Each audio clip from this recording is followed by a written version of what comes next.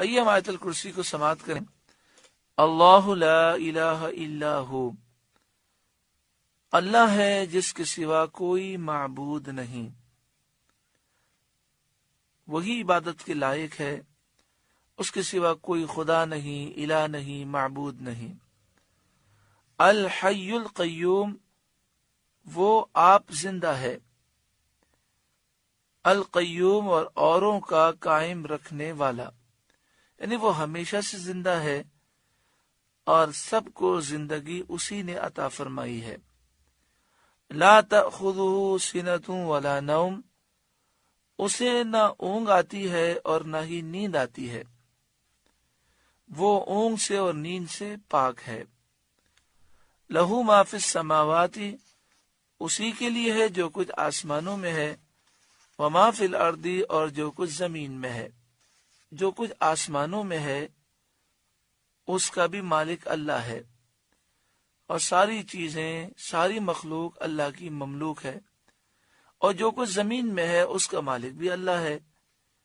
تو جو لوگ شرک کرتے ہیں وہ یا تو درختوں کی پوجا کرتے ہیں، یا دریاؤں کی پوجا کرتے ہیں، یا پہاڑوں کی پوجا کرتے ہیں، یا پتھروں کی پوجا کرتے ہیں، تو زمین میں جتنی چیزیں ہیں سب کا مالک اللہ ہے۔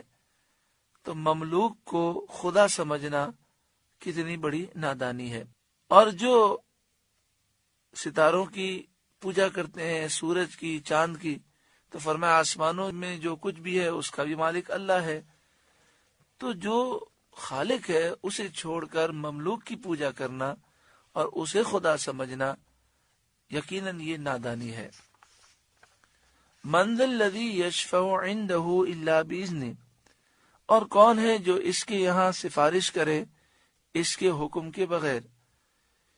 اس میں مشرکین کا رد ہے جو کہتے تھے ہمارے بت شفاعت کریں گے، تو فرمایا گیا کہ یہ بتوں کو شفاعت کا اذن نہیں ہے۔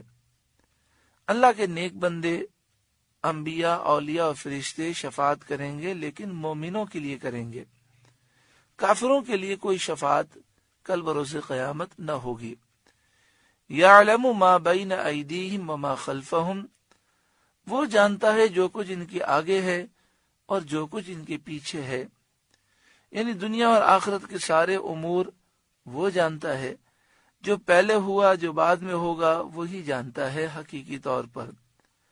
ولا یحیطون بشیء من علمہ الا بما شاء، اور وہ نہیں پاتے اس کے علم میں سے مگر جتنا وہ چاہے، یعنی اللہ تعالی جتنا دینا چاہتا ہے اتنا ہی علم مخلوق کو حاصل ہوتا ہے۔ اللہ نے فرشتوں کو، اولیاء کو، انبیاء کو علم عطا کیا، اور سب سے زیادہ علم اپنے محبوب صلی اللہ علیہ وآلہ وسلم کو عطا فرمایا۔ اللہ نے اپنے محبوب کو اتنا علم عطا فرمایا کہ سارے فرشتوں، سارے انبیاء، سارے اولیاء اور ساری مخلوق کا علم جمع ہو کر بھی حضور کے علم کے سامنے ایک ذرہ بھی نہیں۔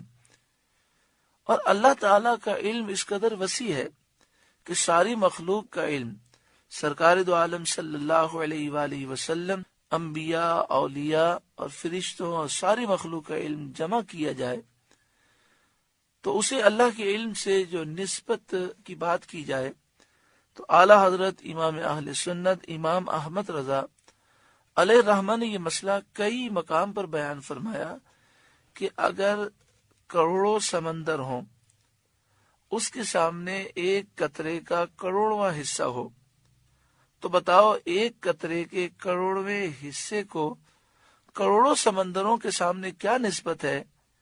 فرمایا جو بھی نسبت ہے مخلوق کے علم کو اللہ کے سامنے وہ نسبت بھی حاصل نہیں۔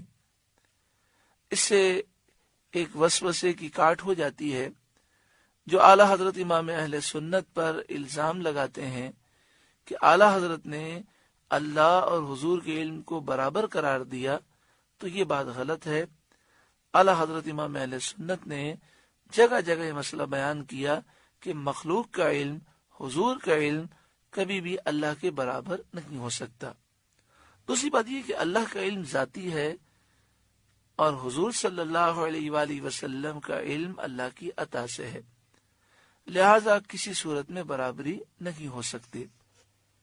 ایک مسئلہ یہ بھی یاد رکھیں کہ اعلیٰ حضرت امام اہل سنت نے بیان فرمایا کہ عالم الغیب کا لفظ صرف اللہ رب العالمین کے لیے ہی بولا جا سکتا ہے۔ عالم الغیب کا لفظ صرف اللہ رب العالمین کے لیے ہی بولا جا سکتا ہے۔ نبی اکرم صلی اللہ علیہ وآلہ وسلم کو عالم الغیب کہنا منع ہے، کیونکہ عالم الغیب کے معنی یہ ہوتے ہیں ذاتی طور پر غیب کو جاننے والا، اور ذاتی طور پر غیب کو جاننے والا اللہ رب العالمین ہے۔ ہاں، یہ کہنا چاہیے کہ اللہ نے اپنے محبوب کو اپنی عطا سے اولین اور آخرین کا بے حساب علم عطا فرمایا، کثیر علم عطا فرمایا۔ وسع کرسیہ السماوات والارض، اس کی کرسی میں آسمان و زمین سمائے ہوئے ہیں۔ کرسی سے کیا مراد ہے؟ ایک قول یہ ہے کہ کرسی سے مراد علم اور قدرت ہے، اس کے علم و قدرت میں آسمان و زمین سمائے ہوئے ہیں۔ ایک قول یہ ہے کہ کرسی سے مراد عرش ہے، تو اس کا ترجمہ، اس کا مفہوم یہ ہوگا کہ اس کے عرش میں آسمان و زمین سمائے ہوئے ہیں، اتنا وسیع عرش ہے۔ اور ایک قول یہ ہے کہ جو عرش کے نیچے اور ساتوں آسمان کے اوپر ہے وہ مراد ہے، وہ ایک کرسی ہے جو عرش کے نیچے ہے اور ساتوں آسمان کے اوپر ہے، جو زمین و آسمان سے بڑی ہے۔ ممکن ہے کہ یہ وہی ہو جو فلک البروج کے نام سے مشہور ہے۔